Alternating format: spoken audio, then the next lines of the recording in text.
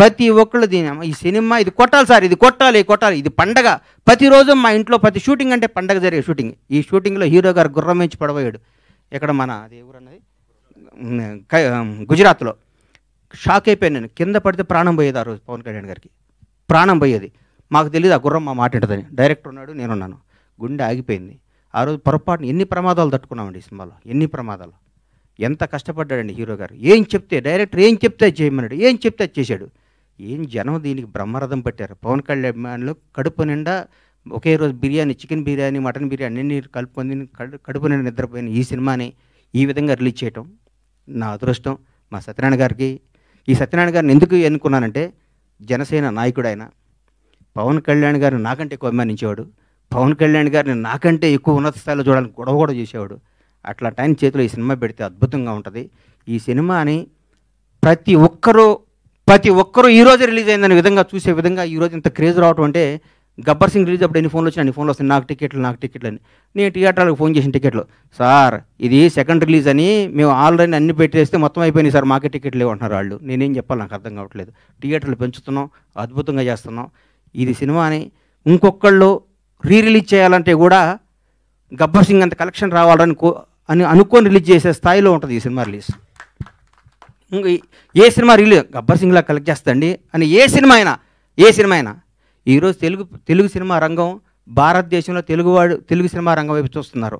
ఒకప్పుడు బాంబే అనేవాళ్ళు, తమిళనాడు, చెన్నై ఎట్లా అనేవాళ్ళు. ఈరోజు ఇండియన్ మొత్తం ఒక రాజమౌళి, ఒక సుకుమార్, ఎంతోమంది, ఒక మన నాగశ్విన్, అద్భుతమైన డైరెక్టర్లు మన ఇక్కడి నుంచి వెళ్తున్న. భారతదేశం మొత్తం తెలుగు వాడిని చూసి తెలుగు నిర్మాత, తెలుగు డైరెక్టర్, తెలుగు యాక్టర్ని గర్వంగా చూస్తున్న స్థాయికి వస్తే, ఈ రంగంలో నేను 7 సంవత్సరాల సినిమా తీయడం చాలా బాధ అనిపిస్తుంది. నేను తప్పు చేశాను, నన్ను క్షమించాలి. నేను సినిమాలు తీస్తా, నేను సినిమాల్లోనే పుట్టాను, సినిమాల్లోనే ఉంటాను. సినిమానే నా వ్యాపకం, సినిమానే నా జీవితం, సినిమానే నా ఆశ. బ్లాక్ బాస్టర్ల సినిమాలు తీస్తా, బ్లాక్ బాస్టర్స్. ఇండస్ట్రీ మొత్తం బండ్లాగానే పరమేశ్వర ప్రొడక్షన్స్ అంటే ఏంటో మళ్ళీ చూపిస్తానికి అదే సంకల్పంతో బతుకుతానని మీ అందరు ఆశీస్సులు కావాలి, మీ అందరు అభిమానం కావాలి, మీ అందరు ప్రోత్సాహం కావాలి. ఎక్కడెక్కడ నేను చిన్న తప్పులు చేసినా నన్ను క్షమించి నన్ను రెక్టిఫై చేయాలి, కానీ దాని మీద రాయకూడదు మీరు. అది నా విన్నపం. ఎందుకంటే వీడు దొరికాడని రాస్తారు, అది నా విన్నపం.